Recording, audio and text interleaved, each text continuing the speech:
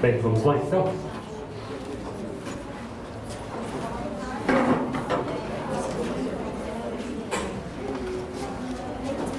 Bem, nós vimos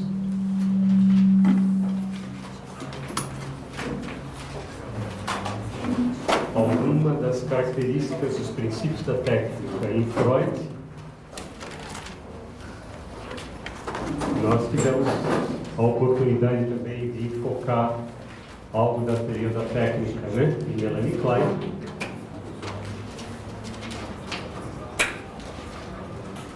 Em Bion e Lacan. Né, que são as escolas com maior influência no Brasil e também no mundo.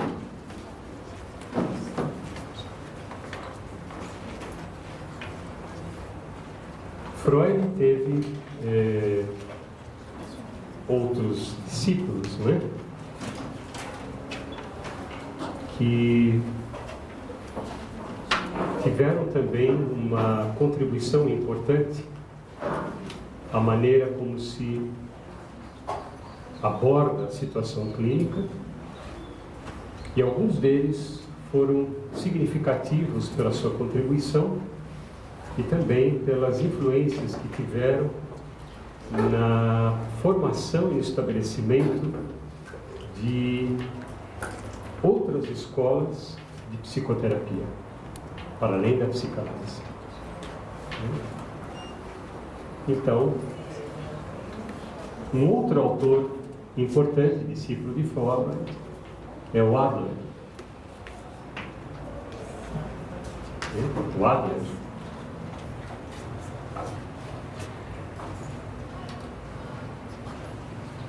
O Adler teve contato com Freud, em Viena,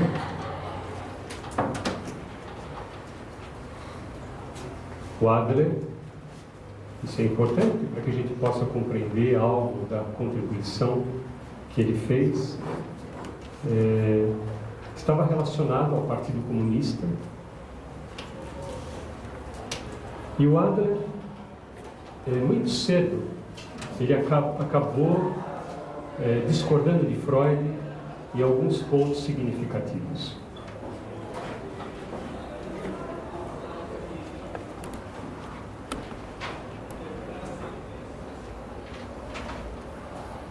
Do ponto de vista biográfico, o Adler, ele,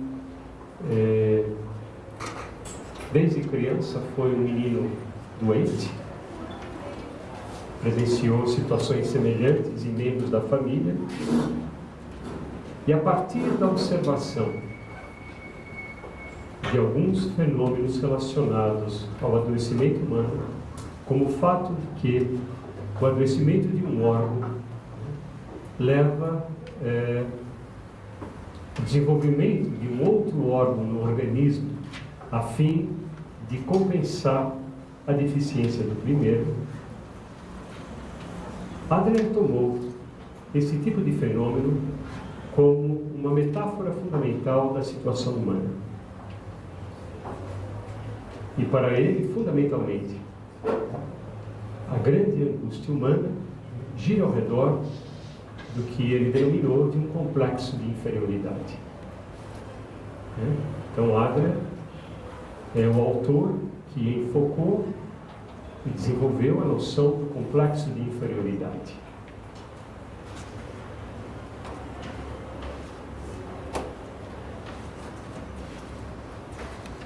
Para lidar com o sentimento de inferioridade, o Adler discute que o indivíduo desenvolve maneiras pelas quais ele tenta dominar a relação com o outro, a relação com a comunidade, a fim de poder, por meio do domínio, por meio do exercício do poder, superar um sentimento de inferioridade.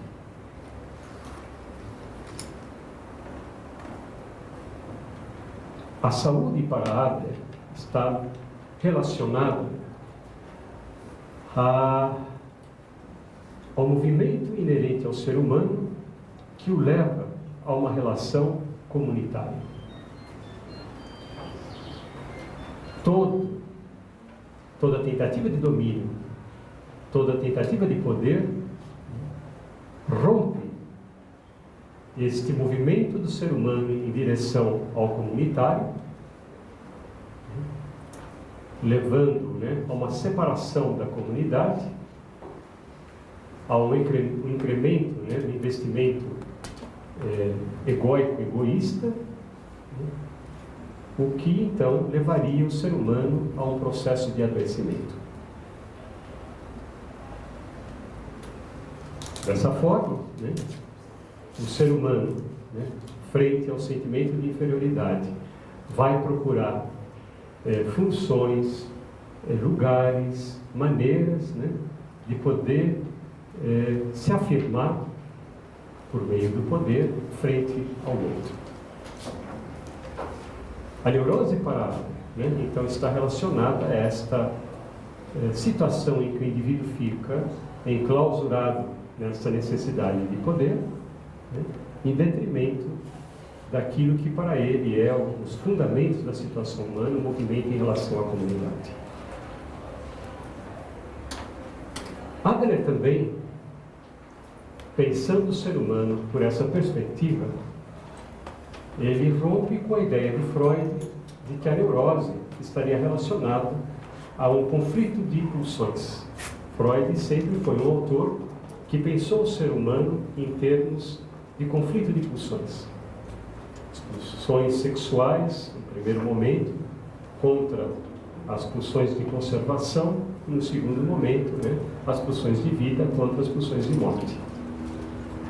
O modelo de Adler é um modelo que rompe com esta visão de uma conflitiva, e ele vai compreender o adoecimento humano, ou a saúde humana, pelo fato de que um determinado movimento em direção ao poder ou em direção à comunidade teria hegemonia na personalidade do indivíduo, mas isso não seria fruto de uma experiência de conflito.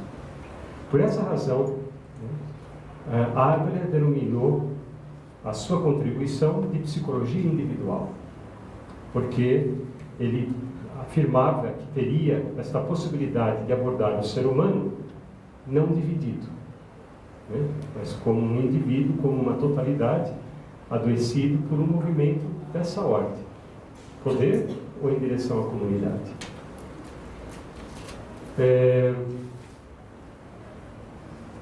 Era muito importante na maneira do Adler trabalhar o adoecimento humano por meio da relação com o terapeuta. A relação com o terapeuta seria então o palco em que essas características da maneira como o indivíduo estava organizado poderia ser enfocado e trabalhado. Adler, para realizar esse trabalho, não via necessidade de um número grande de sessões durante a semana, já que para ele a questão não era o estabelecimento de uma neurose de transferência. Era a possibilidade do paciente ter insight. Insight também, a noção de insight foi contribuição de Adler.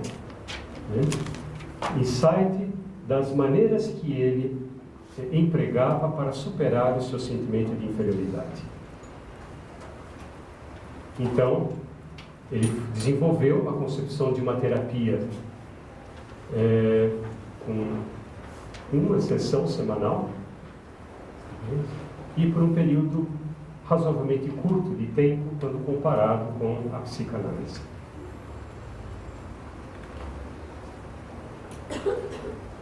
O grande centro formador dos terapeutas da psicologia individual no mundo, questões de imigração, acabou sendo a cidade de Chicago.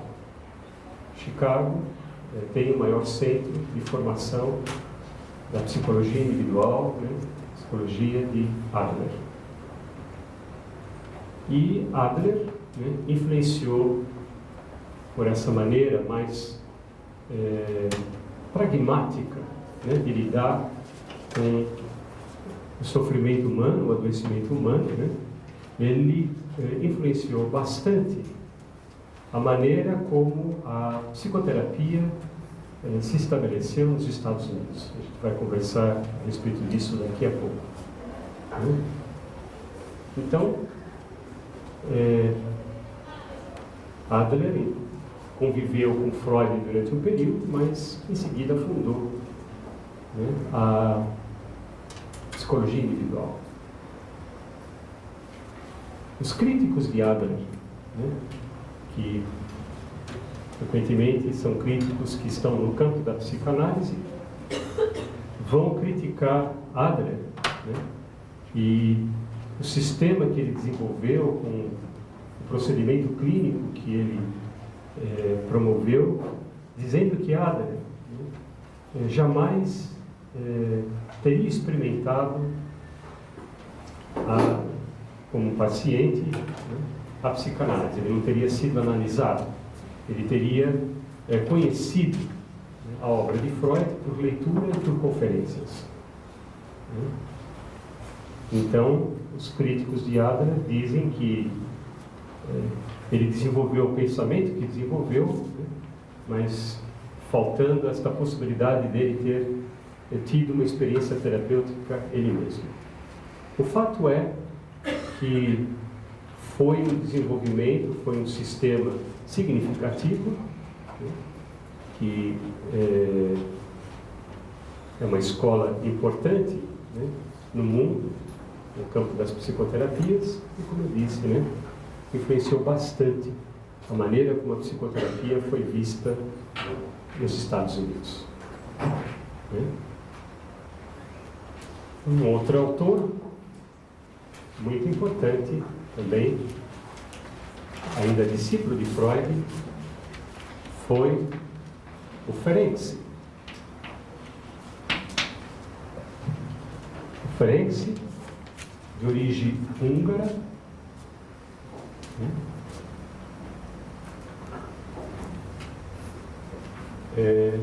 Foi um dos grandes clínicos da história da psicanálise. Os grandes clínicos.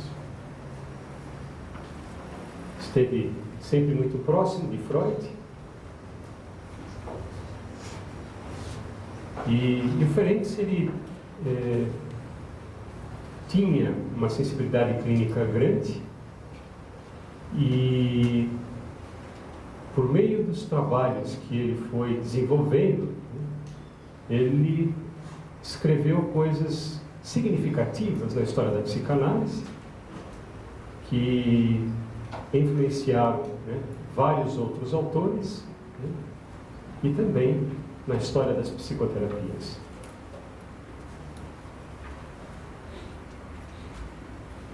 O trabalho de Ferenczi começa a ganhar corpo e importância na história da psicanálise no momento em que Ferenczi desenvolve o que ficou conhecido como a técnica ativa. A técnica ativa. E a história é a seguinte.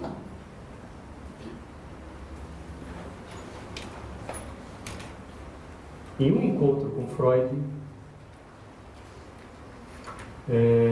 Freud compartilhou com Ferenczi o fato de que ele estava tendo alguns problemas na condução da análise do Homem dos Lobos. Freud temia que o trabalho que ele realizava com o Homem dos Lobos pudesse não ter fim, né? E como uma intervenção a fim de que o processo de elaboração do Homem dos Lobos pudesse se intensificar, né? Freud, num determinado ponto da análise com esse homem, marcou o final da análise, prematuramente. O que Freud observou é que quando ele marcou o final da análise, de forma prematura, de forma imposta, né, houve um incremento do trabalho do homem dos lobos, decorrente da própria ansiedade de um fim que se aproximava, o que, aos olhos de Freud, teria facilitado o processo de elaboração do paciente. E Freud comentou e discutiu isso com Ferenczi num dos momentos que Ferenczi visitou Freud. Ferenczi achou muito interessante o que Freud estava dizendo, e ele passou então a desenvolver isto que ficou conhecido como a técnica ativa, né, que se caracterizou no primeiro momento por interferir no setting, por exemplo, né, apressando o final da análise como forma de superar as resistências do paciente. Ferenczi ficou entusiasmado com os resultados que ele foi obtendo, né?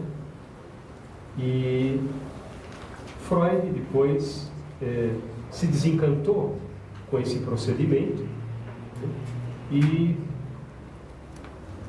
passou a defender a ideia mesmo de que a análise precisava seguir o seu curso natural, sem que houvesse interferência excessiva por parte do analista. Ferenczi segue com esse tipo de trabalho por algum tempo mais.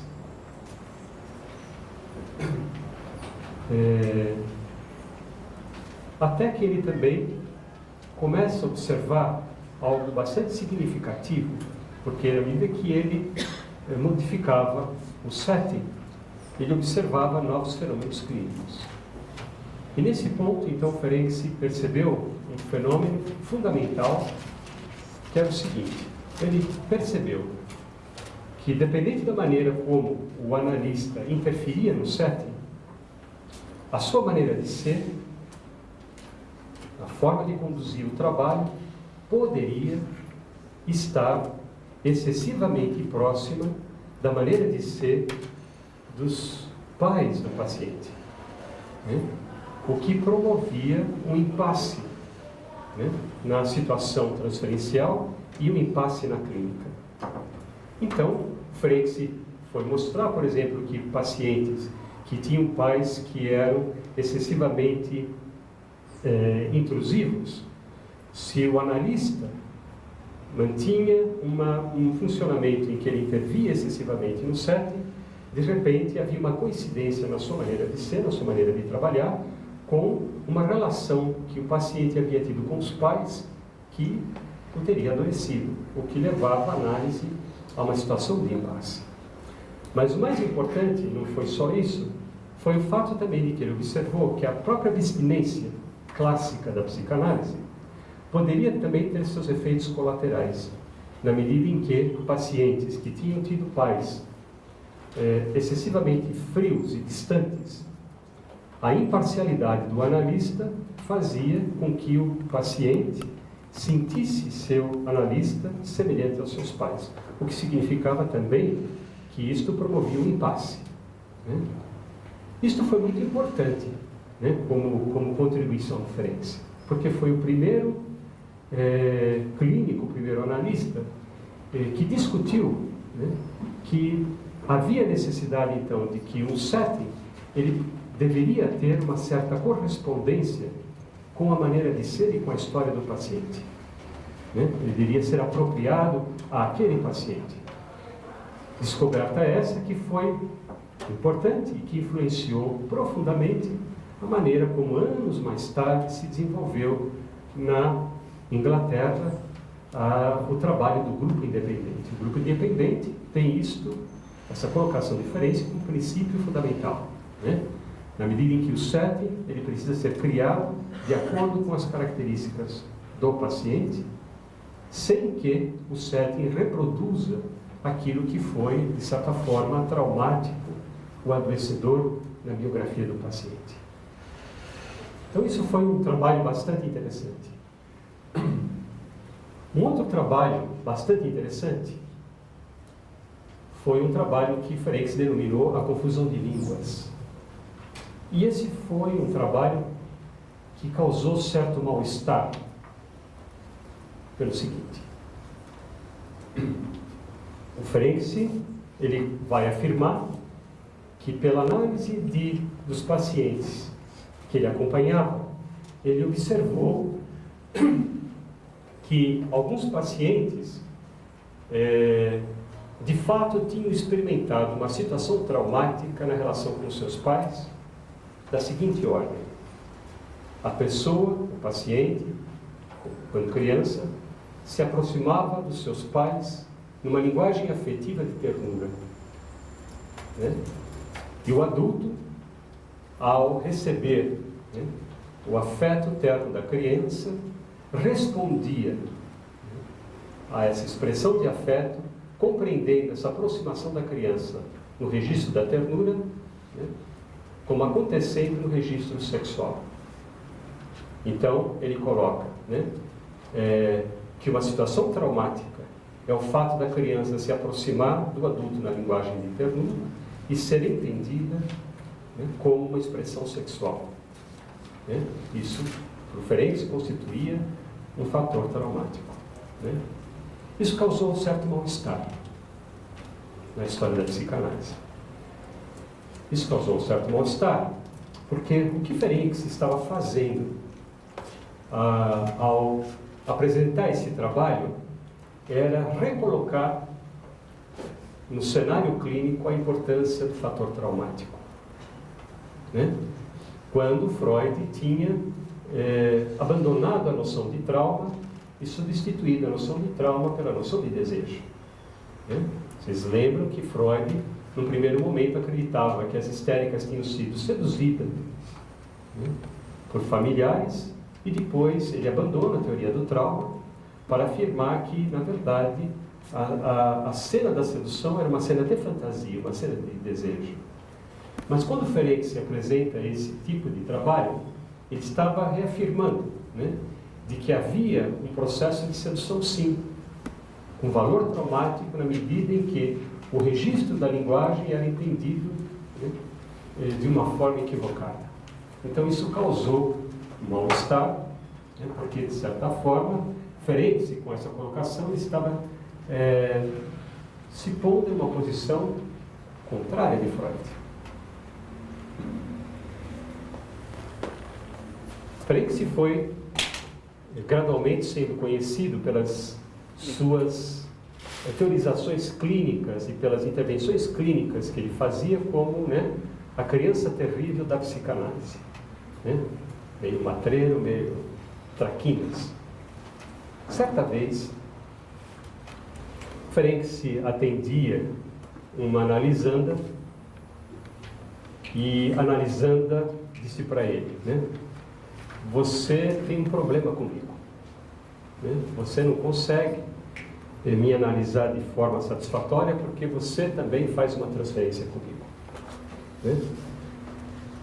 E Ferenczi tinha uma honestidade clínica que ele só podia, nessa situação, reconhecer que a paciente tinha razão. Ele não gostava muito dessa paciente e ele reconhece que a paciente tinha razão, né? Que de fato ele fazia uma transferência com ela, né? E aí a paciente diz para ele: eu te proponho o seguinte, né? Eu te analiso, né, durante 1 hora, né, essa transferência negativa que você tem comigo, e você me analisa a hora posterior. Ferenczi aceitou, né? Ferenczi aceitou, e surgiu aí uma nova modalidade de análise que ficou conhecida como análise mútua, né?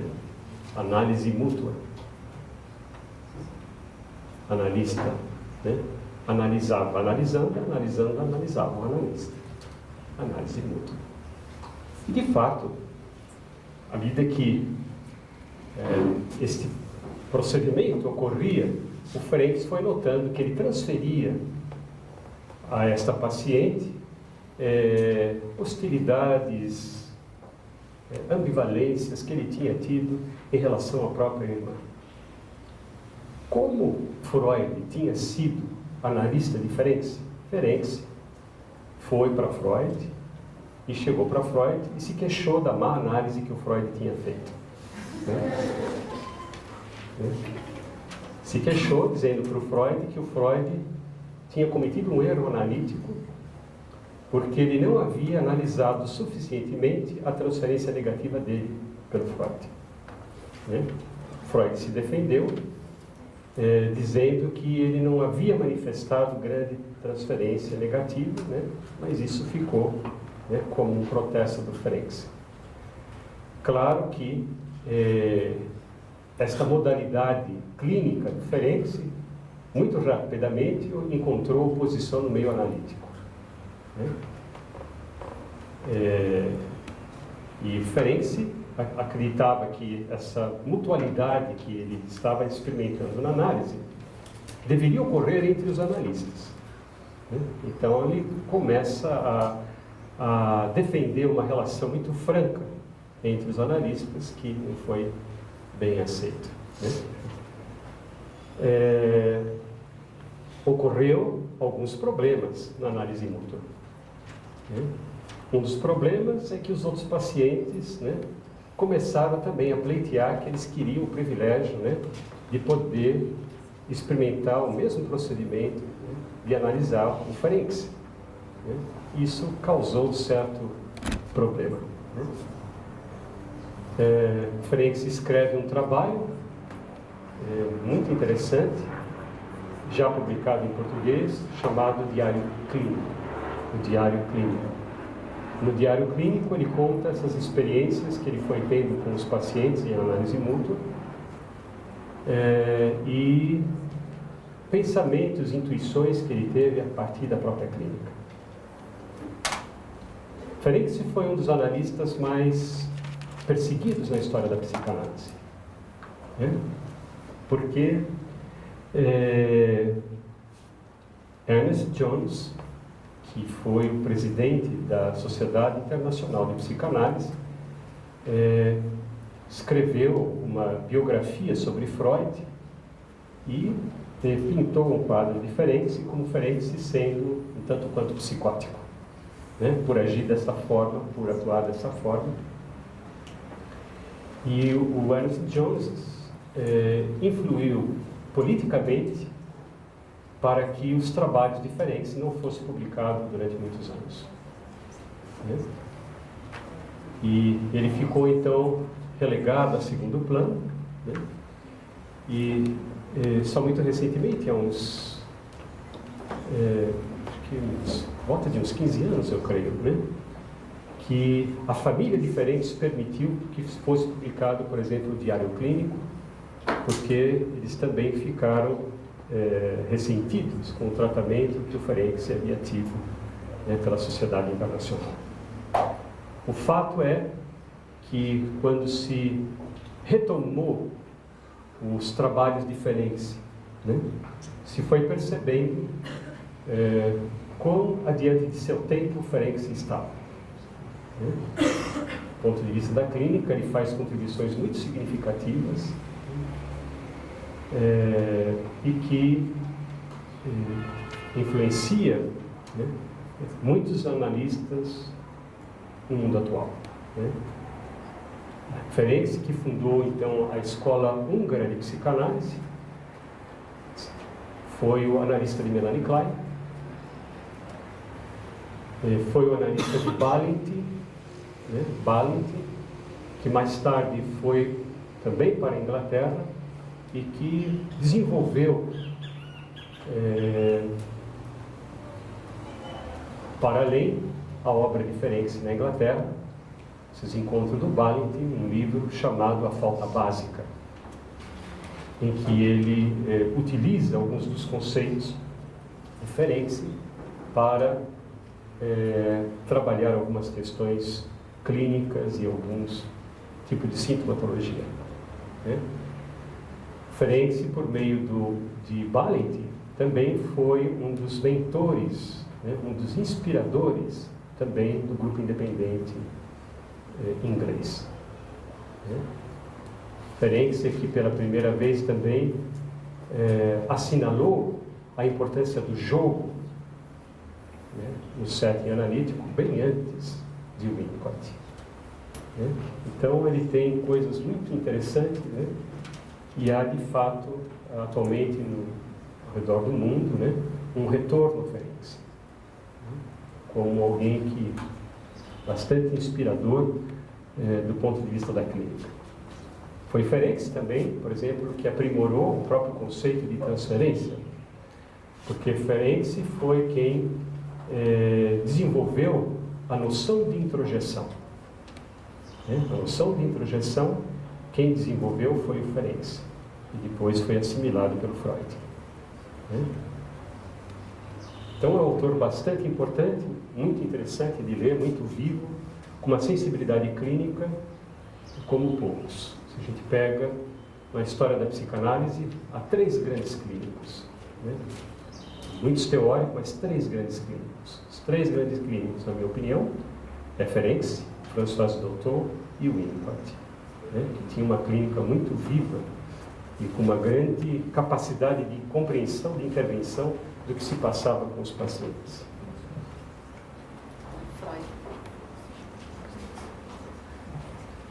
Outro autor importante, né, na história da psicanálise é o Reich.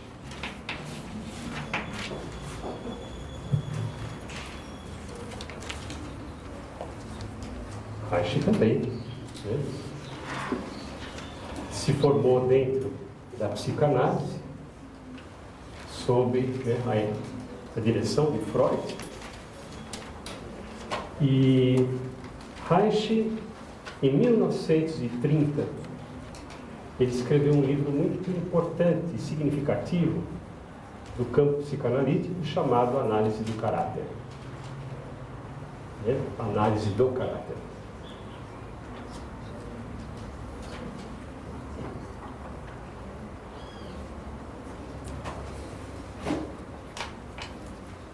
Uma das questões que ocorria, se a gente toma a literatura psicanalítica, nós vamos ver que a cada ciclo, a cada período de tempo, há um determinado tema que está enfocado pelos psicanalistas do mundo e que estão refletindo sobre aquele tema, né? Influenciando os trabalhos, né, que se realizam naquele período ao redor do mundo. Quando Reich escreveu Análise do Caráter, uma das grandes preocupações que os psicanalistas tinham era como lidar com as resistências.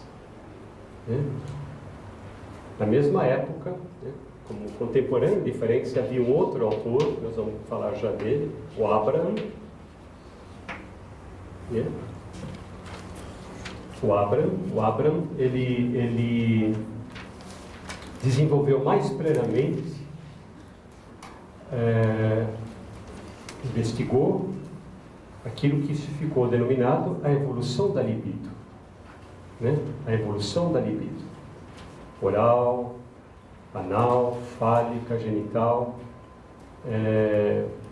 Abraham tem um livro chamado, né, Teoria do Desenvolvimento da Libido. Ele é quem, dentro da psicanálise, desenvolve mais amplamente essa questão das fases, né?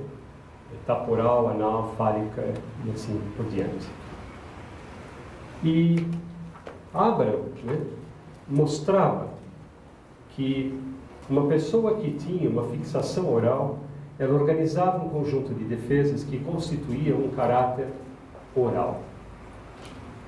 Uma pessoa que tinha uma fixação na analidade desenvolvia uma organização defensiva que ele chamava, né, de caráter anal. Cada fixação em uma etapa da libido promovia uma organização defensiva que estabelecia um caráter. Né? Caráter anal, caráter oral. Esse caráter, então, era uma estrutura. Né? Marcava a organização de personalidade. Estava assentado, então, sobre a maneira como o indivíduo lidava com a sua sexualidade, com a libido, né? Dependendo das defesas que o indivíduo se utilizava. Então, havia alguns caráteres, né? Conjunto, uma organização defensiva mais difíceis de serem superados do que outros, né? Então, os analistas se perguntavam, né, como superar, por exemplo, as resistências de um caráter oral ou de um caráter anal e assim por diante. E é nessa época que surge o trabalho do Reich, né, análise do caráter, em que vai discutir essa noção de caráter como se apresentava, né, na psicanálise nessa época, né, de 30, 20, e ele escreve um livro falando dos procedimentos clínicos que ele utilizava como analista para lidar com os caráteres. Então ele vai discutir cada um dos caráteres e que procedimentos ele lidava. Não demorou muito, né, para que o Reich se desse conta que o caráter, né, como uma organização de personalidade, a maneira como ele se apresentava, né, que esse caráter também marcava a maneira como a corporeidade do paciente se organizava, né? Ele foi percebendo, até já no análise de caráter, quando ele ainda era um analista, nós vamos ver que ele vai falar de procedimentos em que ele vai assinalar determinadas posturas corporais, determinados gestos corporais, focalizando sistematicamente como uma forma de derrubar as defesas daquele tipo de caráter. Então ele vai se dando conta, né, de que o caráter se organizava, né, corporalmente, principalmente pela maneira como a musculatura se organizava no corpo, né? E o que ele foi achando em determinado ponto, que talvez fosse mais interessante para lidar com o caráter, né, fazer uma intervenção, não tanto no discurso do paciente, na fala do paciente, mas no corpo mesmo, né, no corpo mesmo. E no momento, então, que ele vai desenvolvendo procedimentos e técnicas, né, para lidar com a estruturação do caráter no corpo, né, ele vai se distanciando, né, da maneira de trabalhar dos psicanalistas, né, e vai fundando, né, uma outra escola, né, a terapia reichiana. Fiel a Freud, em certo sentido, o Reich afirmava, né, que o caráter que se organizava, não só no discurso, mas fisicamente, fundamentalmente, né, o que essas defesas, essas organizações no corpo impediam era o fluir da sexualidade, era o fluir da libido, né? Então, ele vai fazendo toda uma relação, né, de que à medida em que esses anéis, essas couraças que aparecem no corpo pudessem ser superadas, né, haveria então uma espécie de energização do corpo promovida pela libido. Então, há uma relação direta aí, em que, superando, né, determinadas couraças, marcas do caráter, né, haveria um fluir da libido na corporeidade. Em seguida, nós vemos uma relação que o Reich vai fazer, né, falando da função do orgasmo, a importância do orgasmo como o orgasmo possibilitando, auxiliando, né, o dissolver, né, dessas organizações defensivas enraizadas no corpo, né? O orgasmo, então, ele facilitaria a soltura, né, desses anéis e, por sua vez, também, né, a superação da couraça muscular levaria também o indivíduo a uma possibilidade de experiência orgástica mais plena. E passa a focalizar o seu trabalho nessa questão. Reich também, como Adler, né, ao lado de seu interesse na psicanálise, ele também estava interessado no comunismo, né? E aí também ele vai fazer uma relação, né, que a própria couraça muscular que impede, né, o o fluir da libido, o fluir da sexualidade, né, também seria registro, né, das instituições repressoras sociais no corpo. Assim, né, superando as couraças musculares, né, se estaria não só liberando a sexualidade do indivíduo, mas de alguma forma também se estaria tendo uma ação política, né, de desalienação do indivíduo, de superação das interferências, né, que o campo social fazia sobre o sujeito. O trabalho de Reich não foi aceito pelos psicanalistas e também não foi aceito pelos comunistas. Né? E ele ficou na dele, né? Ficou despatriado, né, das suas instituições de origem, né? E trabalhou nessa direção, foi desenvolvendo realmente técnicas cada vez mais especializadas, né, para lidar com o corpo e, sem dúvida alguma, constituiu uma escola importante no mundo de psicoterapia, né, presente até hoje, e que, por sua vez, originou outras aparentadas com o seu pensamento. Né? O Abraham, como eu disse, né, ele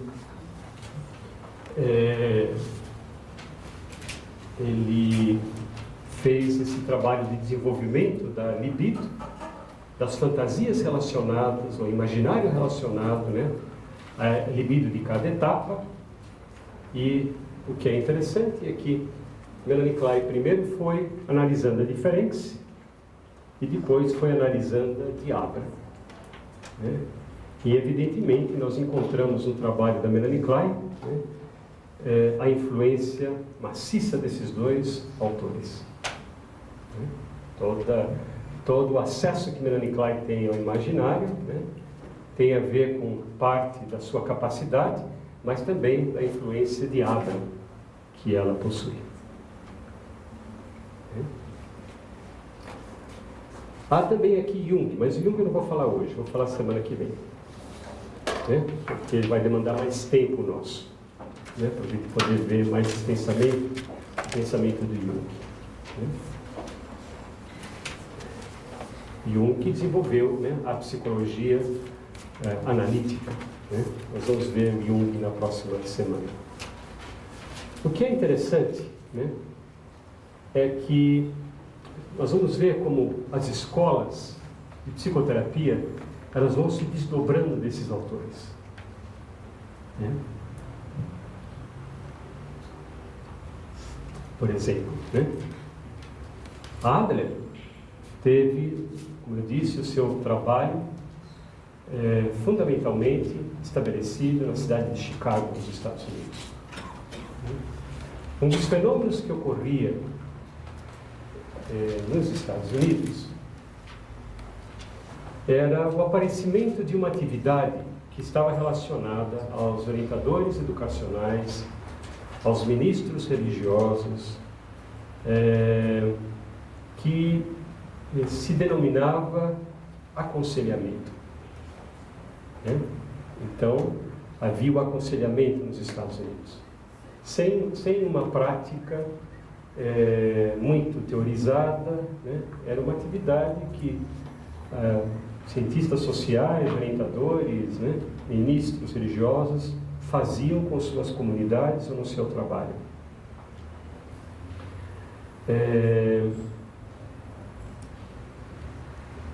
Alguma experiência foi acumulada nessas atividades, né? E justamente pelo fato de que esse tipo de modalidade de intervenção ocorria nos Estados Unidos, né, o pensamento de Adler foi rapidamente absorvido, né, porque possibilitava uma teorização de fácil apreensão e de fácil manejo para lidar com os problemas humanos. Né? Então ele passou a ser assimilado, né, pelas pessoas que realizavam os aconselhamentos.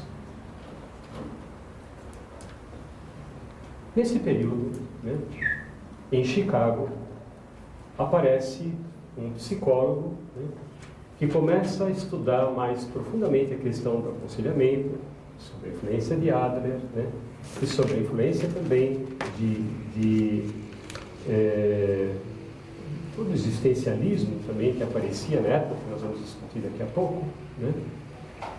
E ele foi organizando uma maneira de lidar, né, com as questões humanas em uma perspectiva humanista, né? E quem aparece aqui sob a esteira de Adler é o Rogers.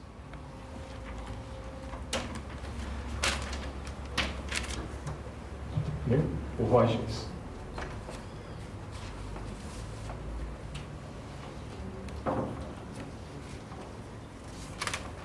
O Roger, ele era professor da Universidade de Chicago e então começa a desenvolver o seu pensamento, né, aquilo que ficou conhecido como a terapia centrada na pessoa.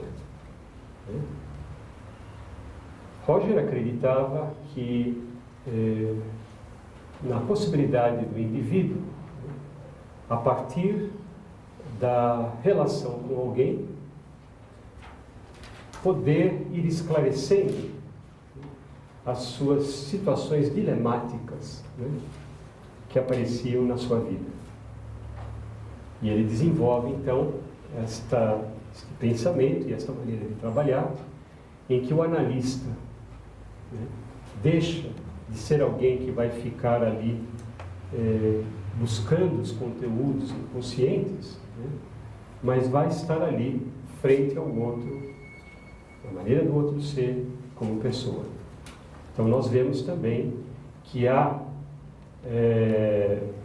no pensamento de Roger a compreensão de que a relação interpessoal é fundamental, né, no processo de transformação, no processo de esclarecimento, no processo terapêutico. Roger não via como algo muito significativo, por exemplo, o conceito de inconsciente. Né? Para ele, o processo de transformação se dava fundamentalmente pela consciência. Também ele não vai dar grande ênfase à noção de transferência, mas vai falar, por exemplo, na relação do paciente com o terapeuta, como um aspecto significativo, mas ele não faz nenhuma referência a qualquer material inconsciente. Roger, então, vai dar ao terapeuta um lugar em que o terapeuta vai ser alguém que vai acompanhar o paciente no processo de esclarecimento da sua situação, sem, de fato, fazer qualquer tipo de interpretação, né?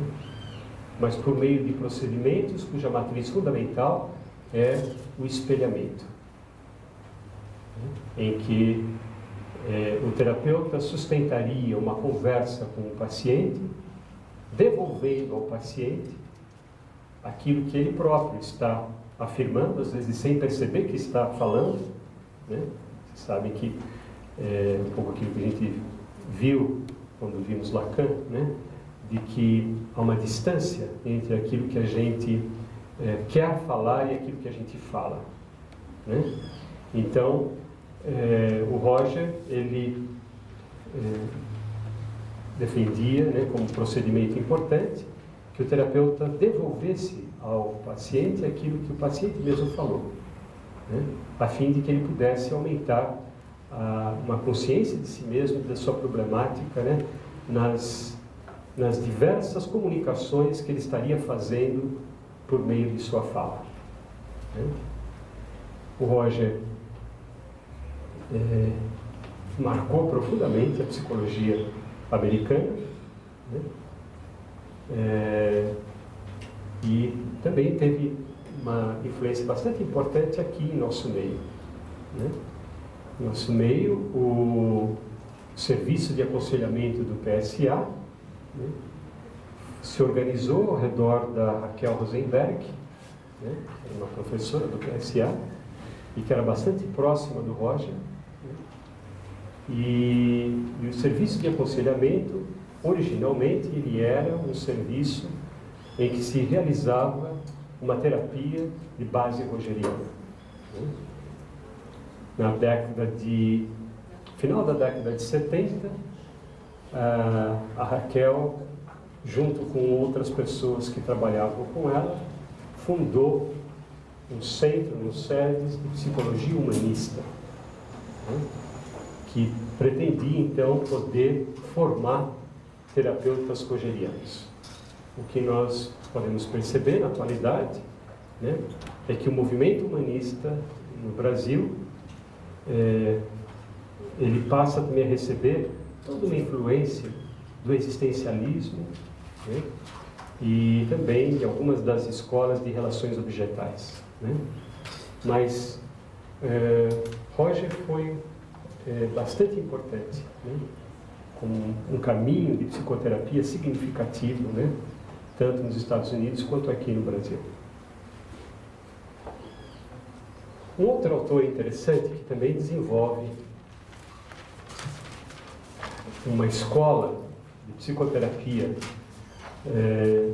significativa e importante foi um ex-analisando do Reich, conhecido como Fritz Perls.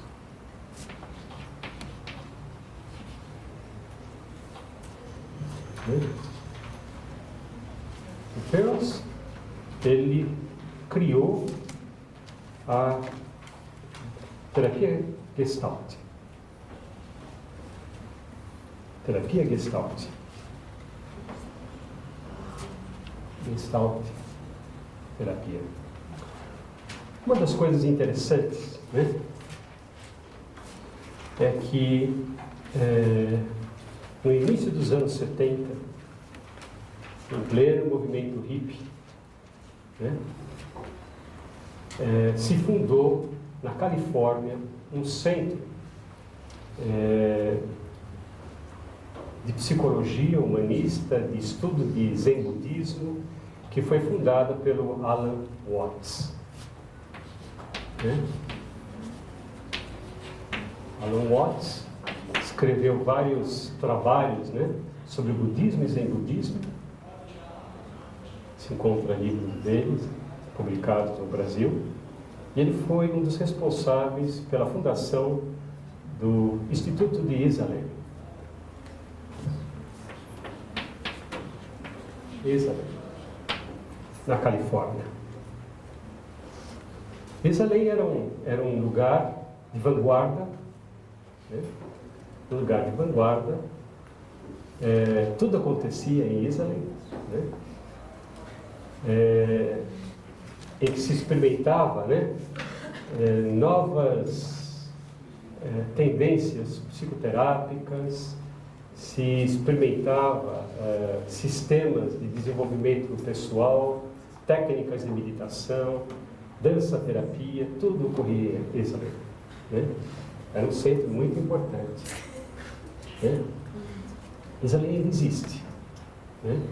Mas naquela época era borbulhante, né? Na década de 70. Fala. Sobre a questão da taxa de orgulho, sim. O Reich, nessa época, foi aprofundado? Então, eu esqueci de falar da caixa de orgulho. Obrigado por lembrar. O Reich, ele continuou o trabalho dele, né? E houve um momento em que ele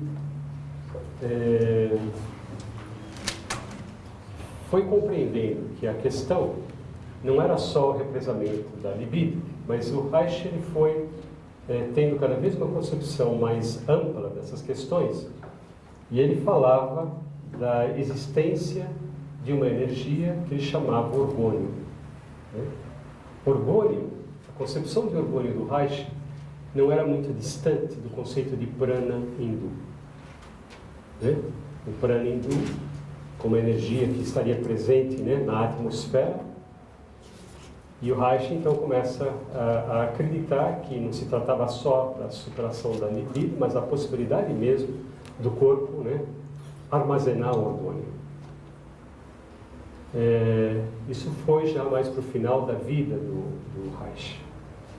E de fato o Reich desenvolveu que ficou conhecido como a caixa de Orgônio, né?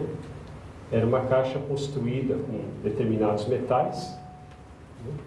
E que o indivíduo entrava nessa caixa, né? A fim de que pudesse ser banhado no orgônio. A ideia é que essa caixa ela concentrava o orgônio no seu interior. Também no final da década de 70, né, havia lá na... como chama aquele lugar? Esqueci agora. Perto de Itatiaia. Como? Visconde de Mauá. Isso. Visconde de Mauá havia, no final da década de 70, um senhor que ele tinha uma pousada lá e ele era um adepto de Reich. E uma dos serviços que ele oferecia aos hóspedes, né, estava a caixa de orgônios. Né? Havia algumas caixas de orgônios que os hóspedes podiam então usar. Eu me recordo que eu me hospedei lá uma vez, né? E ele insistiu que eu utilizasse a caixa de orgônio, e falando dos seus poderes curativos, né? E ele me provava os poderes curativos da caixa de orgônio, falando, por exemplo, do período que uma maçã aguentava sem apodrecer, né, estando na caixa de orgônio. Né? Então, eu lembro que eu usei a caixa de orgônio umas 2 vezes lá, quando estive hospedado. Né? Era pequenininha, né? E sentei, ficava lá no escuro. Não posso dizer nada mais a não ser que sentia sono e ficava dentro. Né? Se houve ou não houve um aumento de orgônio, não sei. Né? Mas, de fato, foi uma atividade importante, né, entre os haitianos. E havia isso, né, essas questões de poder usar a caixa de orgônio. Esse senhor ele falava de várias pessoas que teriam se curado de doenças da caixa de orgônio. Né? Era interessante. Pousada chamava Pousada das Pirâmides, porque tinha alguns chalés também em forma de pirâmide. Bem, Isalem. Então, em Isalem, como eu disse, né, fundado pelo Alan Watts, havia o aparecimento de várias tentativas. Foi em Isalem que apareceu em primeiro lugar os trabalhos do Peirce, os trabalhos de dança-terapia. Foi em Isalem também que se fundou, nós vamos conversar isso na próxima aula, a psicologia transpessoal, né? Psicologia transpessoal, que foi uma escola que tentou assimilar os conhecimentos, por exemplo, da psicologia tibetana, né? Dentro do movimento de psicologia humanista. Né? Hoje em dia também existe um jornal de psicologia transpessoal, né? Tudo isso surgiu em Isalem. Né?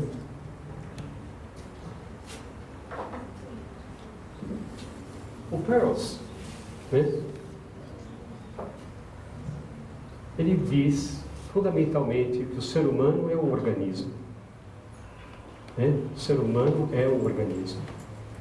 Então o Peirce ele se volta, né, com grande perspicácia, né, para o fato de que não se pode pensar o ser humano sem o seu corpo, sem o seu organismo. Isso ele fiel, né, a Reich. Né? Para Peirce também é fundamental a possibilidade de interação do indivíduo com o meio, né? O indivíduo com o outro. Portanto, né, como procedimento clínico fundamental está a relação terapêutica. Né?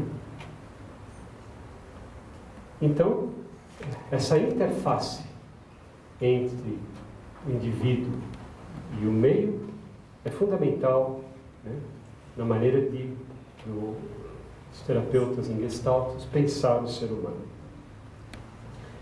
o que é colocado, né, é que o ser humano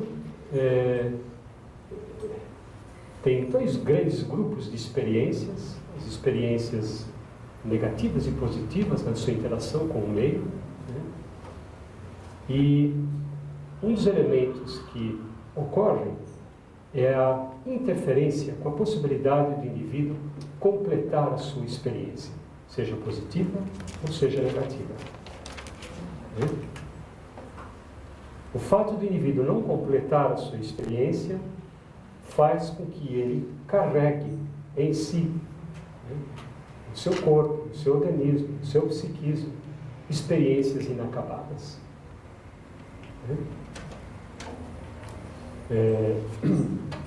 Nós vamos encontrar, por exemplo, a metáfora do aparelho digestivo aparecendo nos primeiros livros do Peirce, assinalando que há situações que não foram suficientemente digeridas, assimiladas pelo indivíduo, o que o leva a uma forma de adoecimento. Ao lado da importância que tem para Peirce a questão do organismo,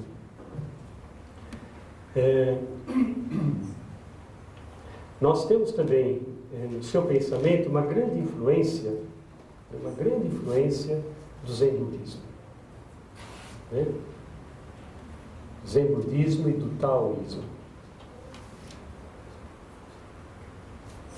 E nesse sentido, Peirce também vai assinalar a importância de que o indivíduo possa estar consciente, acordado no aqui e agora. Esteja desperto no aqui e agora. Toda experiência inacabada, positiva ou negativa, que adoece o indivíduo, o retira dessa possibilidade de estar no aqui e agora. E impede que o indivíduo, de fato, possa ter a sua experiência completa. A Gestalt não se fecha. A terapia Gestalt procura, então, trabalhar com o paciente de tal forma em que, numa relação interpessoal com o terapeuta, em que o terapeuta vai auxiliando o paciente a poder voltar a sua atenção para elementos que são significativos e que assinalam a presença de situações inacabadas. Por exemplo, é bem frequente nos trabalhos dos terapeutas em Gestalt o trabalho da atenção voltada para o corpo. Então,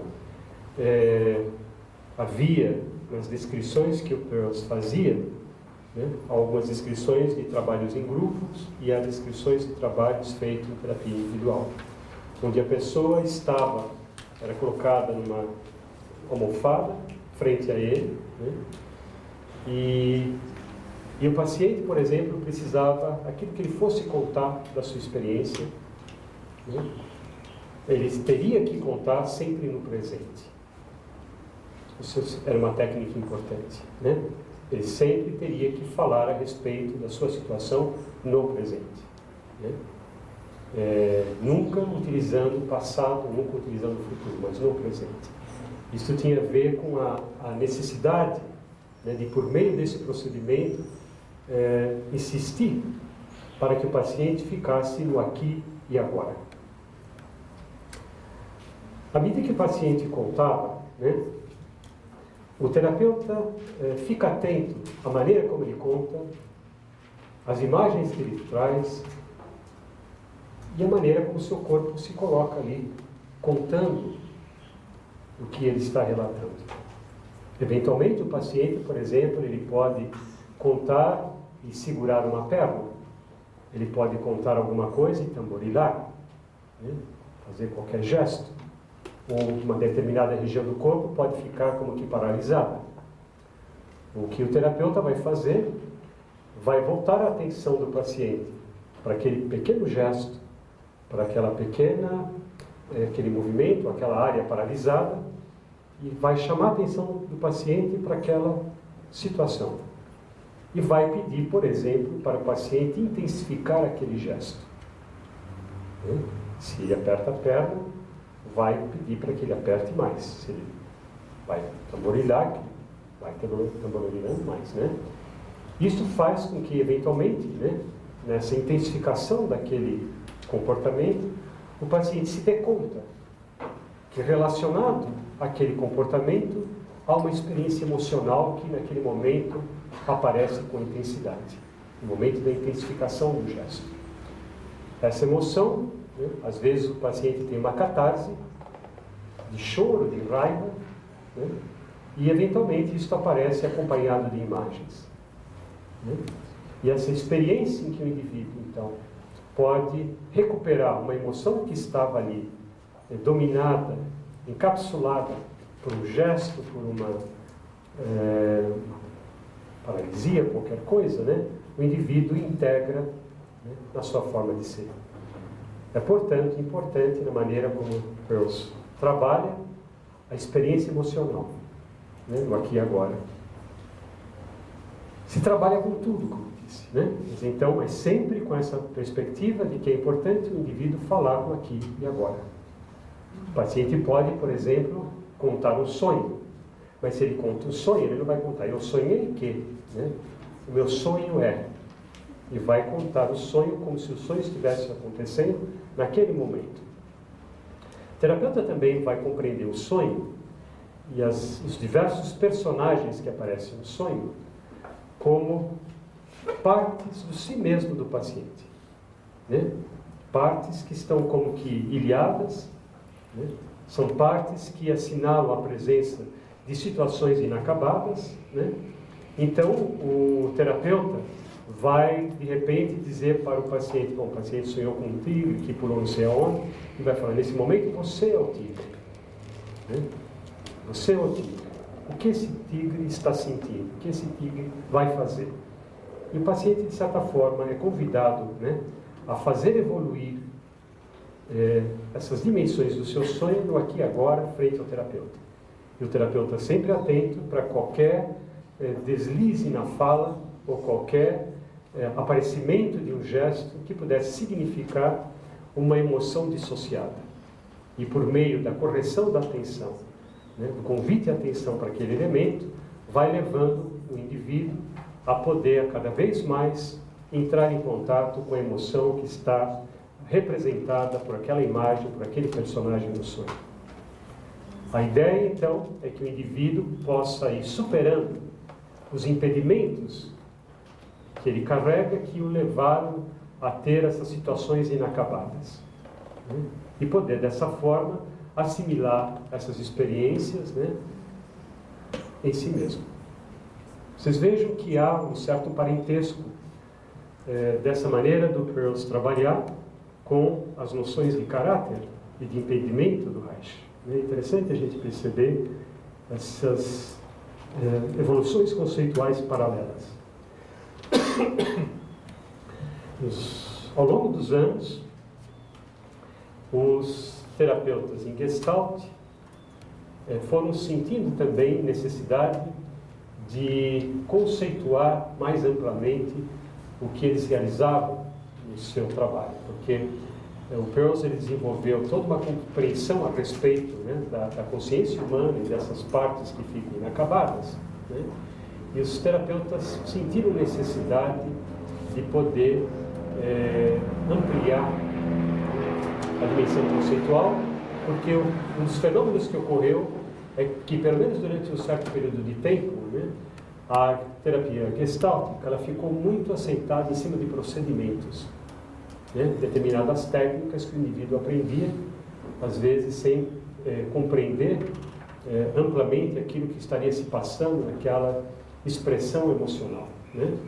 Então, uma das coisas que se passou é que nós temos hoje os terapeutas em Gestalt dialogando com a teoria de relações de objetos né, em psicanálise. São representantes das teorias de relação de objeto, né? Um autor chamado Fairbairn, né? Melanie Klein, Winnicott.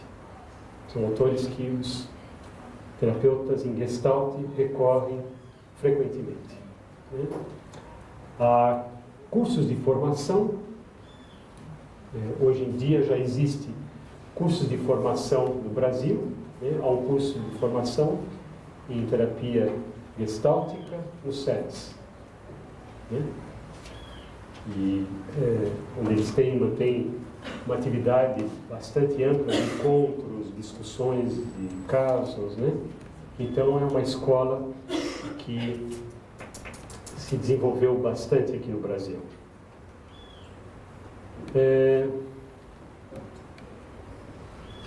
Uma escola paralela que também surgiu foi o existencialismo, né?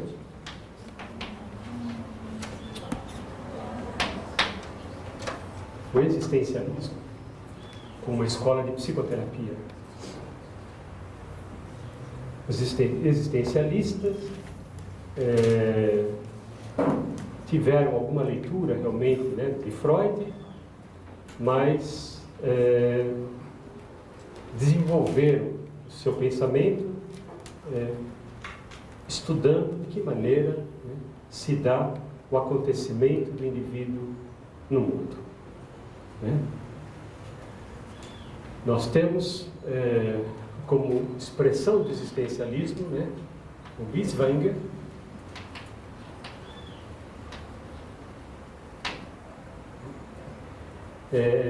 nós temos o Sartre. Sartre, apesar de não ter sido terapeuta, quando ele escreve o Ser e o Nada, né, o Ser e o Nada é toda uma discussão, assim, é uma psicologia existencialista, né? E, de certa forma, é uma fonte de referência conceitual para os terapeutas que trabalham na linha existencialista. O que o Sartre vai trabalhar é a importância do olhar do outro, do ser e do nada, né? A importância do olhar do outro na constituição de si mesmo. E por meio da reflexão a respeito da importância do lugar do outro, ele vai mostrar, né, que o olhar do outro dá ao indivíduo, né, a possibilidade de ele ter a experiência de si como objeto do outro, né? Quando sou visto, sou objeto do outro, né? E por sua vez, quando eu vejo o outro, eu torno o outro objeto de mim mesmo. Isto é constitutivo, mas o Sartre vai discutir o risco que implica, né, o fato do indivíduo ficar encapsulado na posição de objeto, né, o que significa uma alienação de si, né? Então há toda uma discussão sobre a maneira como o ser humano se constitui frente ao outro e a maneira como o ser humano pode, né, entrar num processo de alienação na perda do sentido de si, né? Então, Sartre vai discutir, né, essas questões e que nós vamos ter alguns terapeutas existencialistas se utilizando dos conceitos do Sartre. Nós vamos ter também alguns terapeutas que vão se utilizar da filosofia de Heidegger, né? Todo estudo do Heidegger, do ser no mundo, da Sein, né? E que vão se utilizar também do Heidegger, né, como uma forma de compreender o sofrimento humano.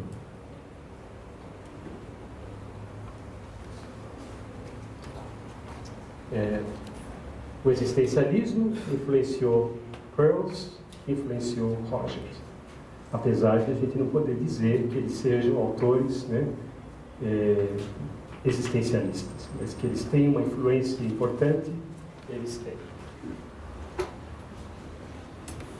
Uma outra escola que apareceu também por volta do final da década de 70, também originada em Islém, né?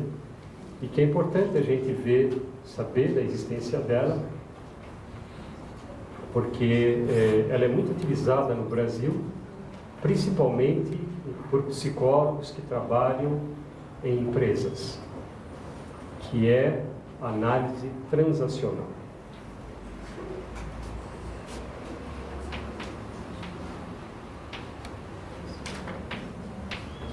Transacional.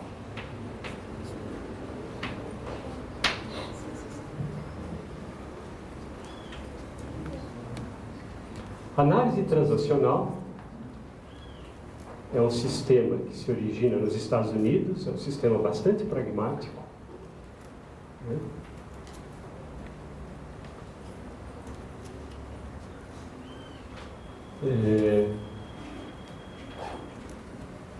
E que procura utilizar a linguagem, né, uma certa linguagem aparentada com a cibernética, né, a fim de que possa ser possível ao indivíduo, né, uma facilidade na compreensão da situação em que se encontra, né? Eles vão falar, né, vocês vão encontrar aqui uma certa familiaridade, né, com o pensamento de Freud, né? Eles vão falar na criança, no adulto e no pai, como três sistemas, três instâncias, né, na personalidade, né? Tem um certo parentesco, o pai com o superego, o adulto com o ego e a criança com o id, né? É uma forma de tomar algo do pensamento freudiano e colocar uma linguagem cibernética e pragmática, né? Então, o que eles vão tentar é fundamentalmente uma linguagem da fala, né? Uma análise da fala do paciente, né? Eles vão discutir que frequentemente a pessoa tem um script, né? Há um livro que chama-se, como é? Os papéis que jogamos na vida, se não me engano esse é o título do livro, Os papéis que jogamos na vida. É um outro livro também, que é dos primeiros livros da análise transacional, que chama Eu Estou Ok, Você Está Ok, né? São dois livros, né, que originam um pouco o movimento. E nesse livro, Os Papéis que Jogamos na Vida, o autor procura mostrar que há um script para cada pessoa, um script que significa que essa pessoa está fechada em um sistema que é o mesmo, né? E nesse livro ele vai procurar mostrar como há determinados jogos, determinadas falas, né, com valor de script, que o indivíduo utiliza para permanecer no mesmo. Assim, o terapeuta vai auxiliar o indivíduo a poder primeiro reconhecer o seu script, né, e também a reconhecer a sua fala, o seu comportamento parte de que instância? O pai, o adulto ou a criança, né? É bastante pragmático, porque o terapeuta vai mostrando que determinada fala é o pai falando, é o adulto falando, é a criança falando, na tentativa de dar ao indivíduo um instrumento rápido para que ele possa compreender de que forma ele se situa na relação com os outros e na vida, né? O pai costuma ter sempre uma fala, né, mais repressora, né? E a ideia, né, é auxiliar o indivíduo poder ter um contato, né, os pés fincados muito mais no adulto e na criança. A criança como um comportamento de maior espontaneidade e o adulto com esta possibilidade de poder colocar sobre o bom senso, sobre o razoável, os acontecimentos da vida, né? é extremamente utilizado em empresas, né? Extremamente utilizado. A formação é feita em módulos, né? Onde as pessoas aprendem um pouco as regras fundamentais, os conceitos fundamentais, né? Da escola, né?